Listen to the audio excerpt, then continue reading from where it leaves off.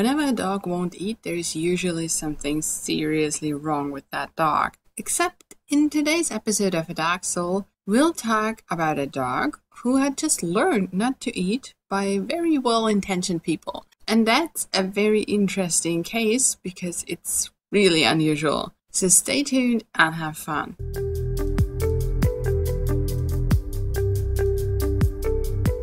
Alright, we're talking today about Jess, the Chihuahua. Jess was about 7 years old when he came to me for training. And this is the second small dog I've seen in a short period of time who had this issue. And small dogs are, for me, unusual anyways, because I usually have the big, strong dogs who cause some portion of issues with lunging, barking, growling, aggression around food and stuff like that. But now I got this little guy, and the main issue actually was he was aggressive toward guests, but also he would not eat. So that's what they told me very quickly because it was concerning to them and they were worried about his health, and they were really awesome dog parents. So they had tried a few things and they had tried positive training. So they read a lot of different methods, a lot of different techniques, but they like to do the positive way better than anything else. But they had an issue with that because their dog would not eat,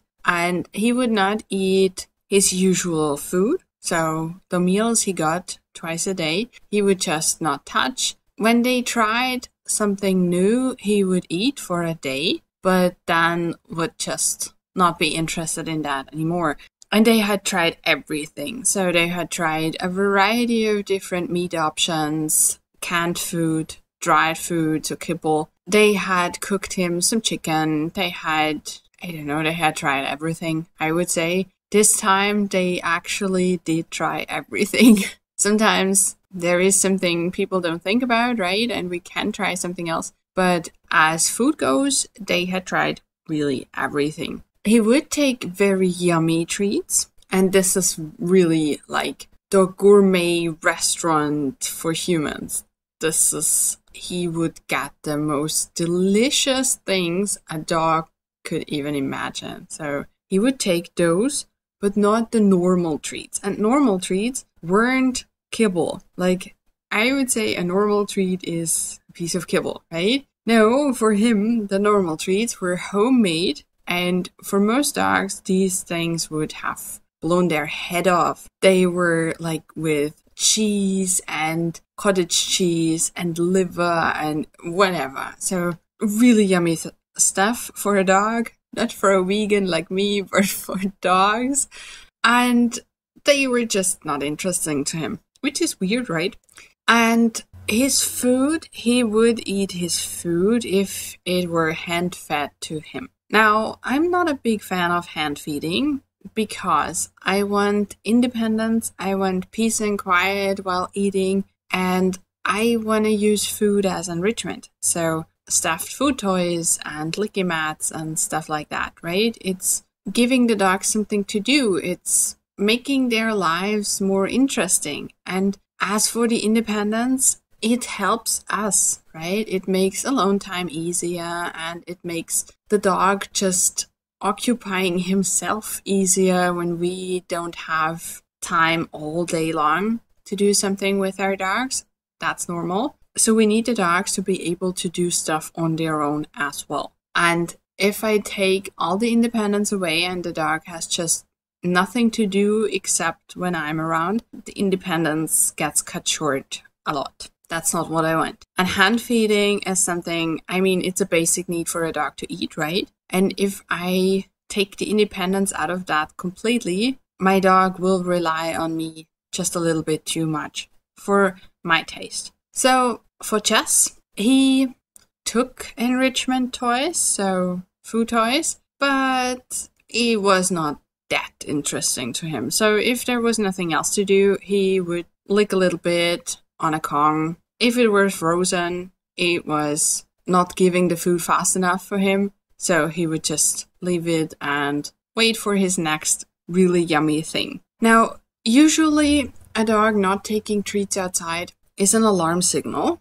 but it's not that big of a problem because we can try different rewards that have nothing to do with food. Like some dogs prefer watching stuff, some dogs prefer playing with other dogs, some dogs prefer sniffing, some dogs prefer toys, whatever. They are not as easy to use as treats, but they can be a starting point into training. We can also lower the stress level, and we can teach the dog to eat outside. Like if we have a very fearful dog, we can start in a doorway, we can start in the backyard, we can start anywhere the dog feels halfway relaxed and work ourselves up into the real world. But of course, first we have to check medical issues. And for Jess, he needed quick and easy rewards when guests came over because he was lunging, barking, he was trying to bite their ankles, and he would succeed, except when people stomped their feet, he would run away. But if they didn't, because that's not nice to a dog, right? He would actually bite into the ankle. And that's not, I mean, it's a Chihuahua, but still, it's not that nice from a dog, right? So first we did a medical check, just to rule out if there's anything wrong with him. I would have been surprised if there were, because he was a very easygoing dog. He would do his stuff. He was not behaving in any kind of way strange, except for the guest situation, which is not that unusual for small dogs. But still, aggression and not eating, those two things definitely lead to a medical check, right? So we did that, and they had an awesome vet, very holistically working vet, and she did a check. She even sent them to a specialist for the gastrointestinal stuff, and there was nothing wrong with him. He was healthy, and he was a little bit on the plus size. So that was a new indicator for what might be the reason here. So what I did in our first appointment was I let them show me walks and enrichment and what guests do to him. And on walks, he would ignore me. He would do tricks for really yummy treats. He would participate with whatever his humans like to do. He would ignore strangers. He learned very fast. He liked to do some little search games, so easy nose work for toys. He did not really like to search food, but he liked to search toys. And they showed me a video of him working with a comb. We already talked about that. So that was all possible. Now, when guests came over and they sent me a video and they showed me in our first appointment, he would take nothing. They would try to put things directly into his mouth while he was barking to stop him, because he would just bark and bark and bark and bark. And whenever they came with something food related, he would turn the head away, even if it was really yummy stuff. So since he did not stop barking when guests were there, and they had tried that for hours, so we did not need to try that again. We stayed outside in their backyard and it was fine for him. But again, he was not that interested in food. And before I tell you what we did, let's look at what his issue was. He was actually full. He was just full. It's so easy. It's so obvious that, of course, we did not think about it, right? But with small dogs, it's something that actually happens. And if you work with larger dogs primarily, like me, this comes as a surprise. Or if you always had larger dogs, it's not that usual to have a dog who is just full, right? But for him, it was just, he was stuffed to the brink of explosion with the very best treats. So why would he be interested in boring canned food? Yes, if it was something new, then of course it's interesting. But if you could have chocolate cake or whatever is your absolutely favorite dream food, or a usual boring, not that tasty, whatever, what would you pick? If you knew that the really interesting thing would come out as soon as you ignore the boring stuff. That's what he did. Chihuahuas are really clever dogs. They get underestimated all the time. So he was clever enough to know that whenever he ignored something, he would get something better. So he was actually trained to ignore every other food. And it's kind of funny. I think it's kind of funny because I like when things are not medically wrong with the dog. I like to have ways to train the dog. And in his case, that was definitely the thing. So we knew that he liked his usual canned food, and I would not force a dog to eat something that he finds disgusting, right? And very often dogs do not like to eat their kibble. They just don't like it. It makes them feel stuffed or whatever. I don't know. I can just imagine. But in his case, he liked his canned food. So what we did was we recalculated the portions. So we knew what he should actually eat with the weight he should actually have. So if you have an overweight dog, do not take that weight for calculations. Take the weight your dog should weigh. And a vet can definitely help you with that. So we had the vet on board the whole process, especially when we did change the food. So we recalculated, and he got 1 teaspoon of food in the bowl every morning and every evening for routine's sake, right? I like dogs to have a routine so they feel safe, because very often the dogs who show up in training with me have some kind of fear issue behind it. Even if it looks like they are just aggressive, it's often a fear issue.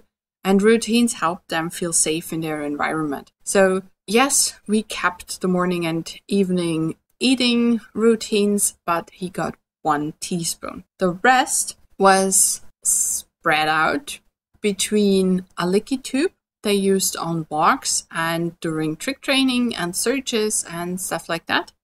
And a little bit of it was used in enrichment toys, so food toys, so that he would have something to do during the day or whatever. Within 2 days, and this is quick, he was eating his normal amount of food, just usual food. The first day was him waiting for something better, right? He had learned that he would get something better if he just waited for it. And it took him a day to figure out that nothing better was coming. And in the evening, he actually got hungry. So whenever he did not eat his calculated amount of food during training sessions and stuff like that, he would get the rest in the evening. So on day 1, he realized that there was nothing better coming. So he got the rest in the evening, and he did eat that. On day 2, he was just eating. And of course, since he had a lot of enrichment and a lot of training and things like that, he would get his normal amount of food in anyway. So there was no worries about him losing too much weight or too quickly or whatever. And again, the vet was on board. So yes, within our 6 weeks together, he did lose a little bit of weight. He could eat his normal amount of food as treats on a regular day. And again, the little portions in the evening and in the morning. And when guests came over, the special treats came out. So that was when he actually needed a little bit more help. And that's when the special treats came out again. And that was not the only thing we did. Of course, we did a relaxation zone. So a place where he could be safe and nobody would come close to him. We used distance, indoors, outdoors. He would have a house leash on, so he could not get to the guests and practice biting them. He would get rewarded for looking at them. He would get rewarded for turning away. He would get rewarded for getting into his relaxation zone with an enrichment toy. All those things. So those worked really well. And of course, since he now was ready to eat, he could also occupy himself with an enrichment toy. Still, we needed to watch out for him not getting overwhelmed by the guests, right? So we had to practice with very easily trainable humans, let's call it that. So people who would listen to his parents telling them, hey, ignore the dog. And they would do that. And that gave him a sense of safety in his own house. And that is often the reason why guests are so tricky. There are coming people into the house. The dog has no say in it. Whether he likes them or not, they are entering his safe zone because his home is his safe zone. Where else should the dog go, right? That's why a safe zone, a relaxation zone is so important. And I like to connect that with relaxation. But also, we need to teach the dogs that even though these people the dog is not sure about come into the house, nothing bad is happening. The dog can still feel safe. The dog can still decide to disengage from these people. There is nothing the dog has to endure, right? The people are not allowed to just pet the dog or walk up to the dog and bother the dog or take something away from the dog. Nothing like that. And then we can have the dogs feel more safe with humans being around. Now, I have not seen a big dog have any kind of issues with being bored by food. So share your experience if that's different. I would love to know. And even if it's not different, I would love to know. And comment what treats you use. If you're watching on YouTube, if you're watching on iTunes or listening, not watching, or Spotify, leave me a review. Tell me what treats you use or send me a PM. I would love to know. And remember, sometimes the obvious answer is the right one. A dog who doesn't eat might just be full. Have fun training, and we'll see each other next time. Bye.